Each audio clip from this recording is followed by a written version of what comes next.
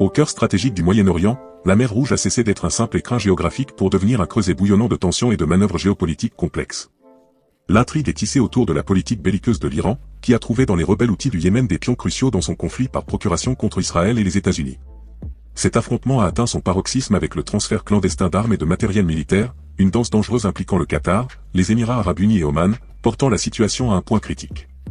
Dans une démarche audacieuse, les Houthis, enhardis et soutenus par l'Iran, ont déclenché une série d'attaques imprudentes contre les ressources navales américaines et britanniques dans la mer Rouge. Son arsenal de missiles balistiques et de croiseurs antinavires a mis en échec les routes maritimes stratégiques et menacé la stabilité régionale. Les États-Unis, en collaboration avec le Royaume-Uni, ont répondu par des contre-attaques énergiques, intensifiant considérablement leur intervention militaire pour neutraliser les menaces émergentes. La stratégie de la coalition occidentale vise à couper les lignes d'approvisionnement iraniennes vers les Houthis et à saper leur capacité à entreprendre de nouvelles opérations en mer Rouge.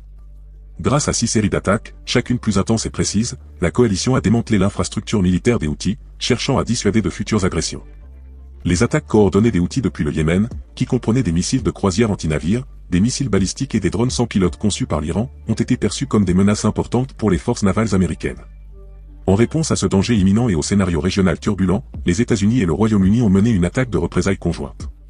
La coalition occidentale a lancé sa première attaque d'autodéfense contre les Houthis, avec l'objectif clair de perturber les lignes d'approvisionnement iraniennes et d'empêcher le groupe terroriste d'orchestrer de nouvelles attaques en mer Rouge. La région, désormais embourbée dans un carrefour de tensions et de tactiques complexes, attend avec impatience l'issue de ce conflit géopolitique aux enjeux élevés.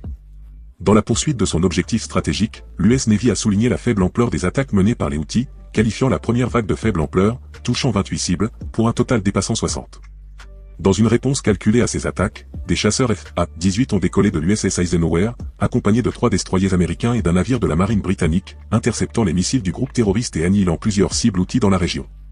À la suite de cette première confrontation, les marines américaines et britanniques ont exécuté 5 autres séries d'attaques, chacune plus petite que la première, marquant une stratégie graduelle mais ferme. Au cours de la 3e série d'attaques, la marine américaine a annoncé publiquement et avec audace son succès et a fourni des détails opérationnels qui ont révélé la perturbation des routes d'approvisionnement en armes de l'Iran vers les Houthis. Cette initiative cruciale intervient après que l'armée américaine a annoncé avoir intercepté des armes iraniennes destinées aux Houthis lors d'une opération la semaine dernière. La réponse énergique comprenait l'assaut d'un navire transportant des munitions pour les Houthis, qui persistaient dans leurs assauts quotidiens contre les navires de guerre et les cargos de la marine américaine.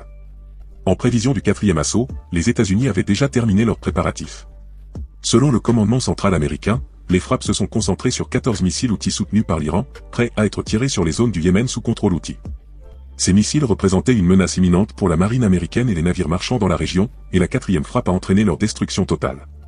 À la suite de cette attaque, l'approvisionnement iranien en munitions militaires pour les Houthis via ces réseaux logistiques a commencé à diminuer.